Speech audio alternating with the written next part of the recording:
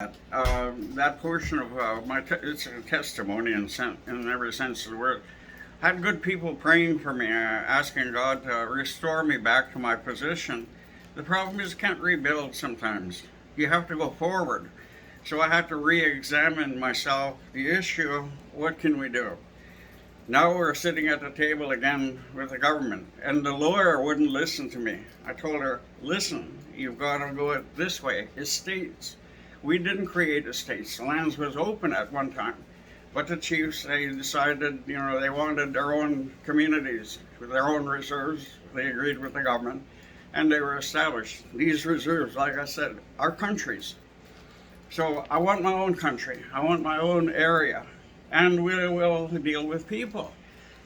We're not going to fight with them. What we want to do is we want to figure out how to deal with this over time. Nothing is established in the blink of an eye. But it's time that they start helping us. I had my family back me up and support me since 1985. I broke them 3 times, all their money, everything they basically owned. The government, because they control with Kettle Point, Ontario Works, I took a stroke. So I was dismissed from my job as an engineer and I couldn't work. But as a result of that, I had to go on welfare. My checks were for $59 a month.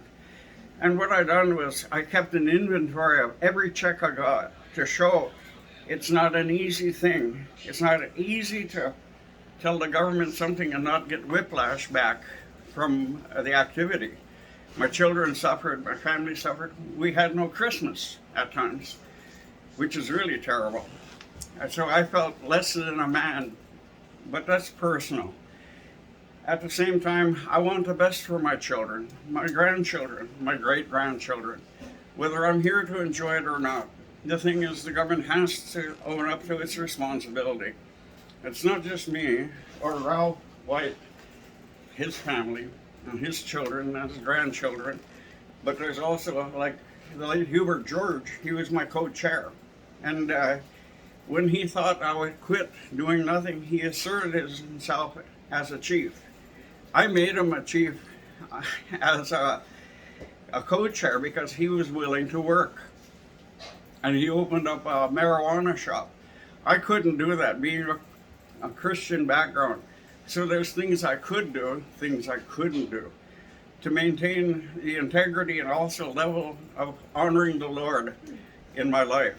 I'm going to close basically with a couple of options. People have been wondering, how do you get a hold of you? And I do have a way.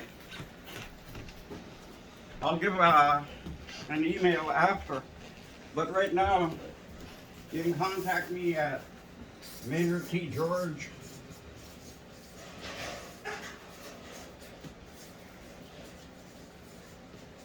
at 9211 Stoney Brook Drive,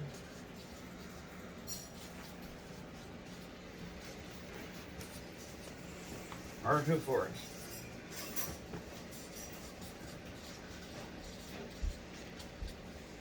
Ontario. Care of Janet Cloud.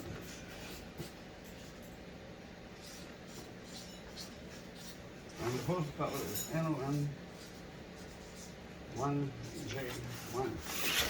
This is the address. I've been seeking help, but to no avail.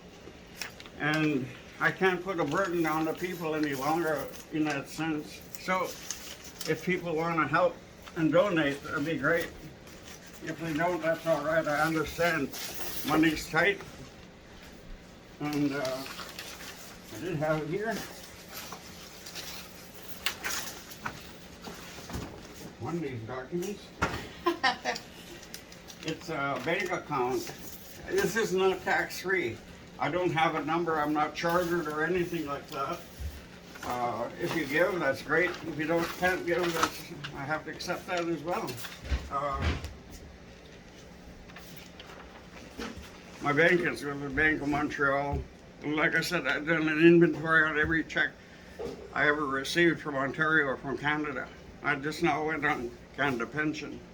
and I got $119 for the month. So it's kind of weird. But at the same time, I thought I worked longer and harder than that. They're taking half my checks on Canada pension, unemployment, union dues, and so forth. So that's yet to be seen. But tonight I wanted to show you that the work behind the one claim was quite a bit. But we've done extensive work, and we're ready to meet with Canada and Ontario, not to mention the local people who occupy the land. So thank you tonight. I appreciate it, Chmiigwech, and I hope Godspeed to everyone who's doing a good work. Thank you.